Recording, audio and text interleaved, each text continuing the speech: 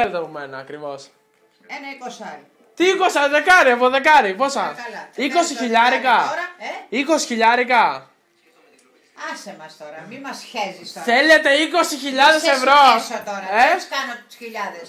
Δεν θέλω χιλιάδες εγώ. Όχι. Όχι, 20 ευρώ. Όχι. Τι θέλεις? Αφού δεν, εγώ θα σας δώσω 20.000 ευρώ.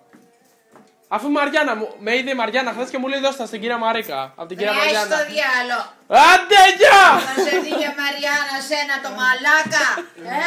Που είπες ότι είναι πουτάνα. Όχι πουτάνα Μαριάννα, μην λέτε τώρα πράγματα. Εσείς το είπατε, εσείς το είπατε. Στο διάλο γαμό το.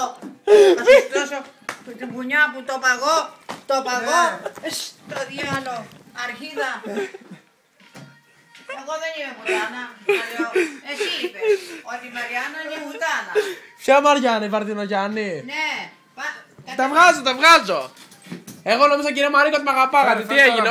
Δεν σε αγαπάω, όλο φέρε μου τώρα. Όχι! Όχι! Ποια λεφτά σας? Αυτά που μου χρωστάς. Τι λέει τώρα, δεν τελώζε. Και από τα κερατά σου. Δεν έχω.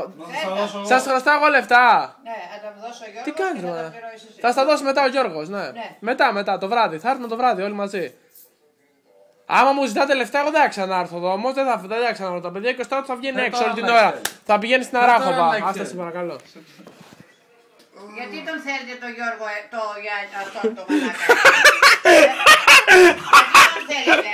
Γιατί αυτός πληρώνει. Αυτός πληρώνει. Και τον φέρετε έξω. Ναι. Πόσα κουβάλα έχω μαζί μου κύριε Μαρίκα? Δεν ξέρω. Πόσα είναι αυτά εδώ? Τι λες μωρέ?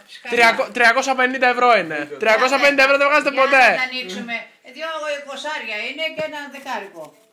Πόσα είναι αυτά κύριε Μαρίκα? Πόσα είναι, για μέτρηκα. 150, 300, 335. Πώς μου βλέπετε, χαρτωμένος? Ναι, και γιατί είναι τα αυτού? Τα αυτού τα τατούσα. Από σου τι δουλειά? Από σου τέτοιο αυτό, εκεί, από τον τέτοιο να. Από ποιον? Από κάτω, το κυρίω αυτό.